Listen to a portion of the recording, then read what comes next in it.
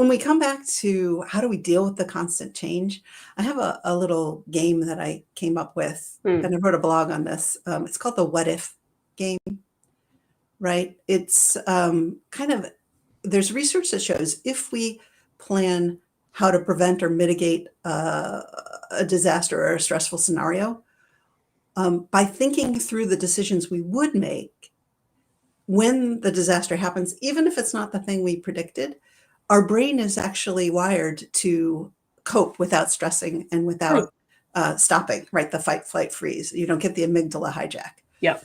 And so I invented this game with my kids, but it really works in a business situation. It's called What If, right? It's a pre-mortem. So imagine we have, a big IT systems, modernization going on, and what could go wrong? Like, imagine it failed, right? And so we literally did this with my team. What if someone can't log on in the new system? We were doing an access and entitlement upgrade. And they're like, oh, well, we've trained customer service, right? Okay, what if 1,000 people can't log on?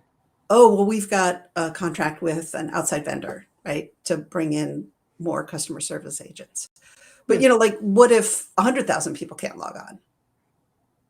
Okay, now we realize we need to invest in, a software bridge, because once we moved to the new system, we couldn't fail back, but this idea of going through what could go wrong, what else could go wrong is a way of building resilience, right? And that increases your confidence that you have some kind of a backup plan that's going to enable you to, survive some kind of stressor. It also works for things that are really positive, for things that are really good. And so when we think about, all that change, you don't want to only think about the negative consequences of change. What about the positive? What could go incredibly right? Right. Right. And what else? And what else? And how am I ready?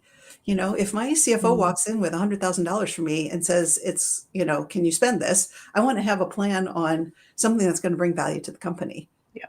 I don't want to, in the moment, have to think of something. And so I think when we think about Gen AI and AI in general, we can think about what are the negative consequences to our modes of operation, but we can also think about what are some opportunities that we need to take advantage of.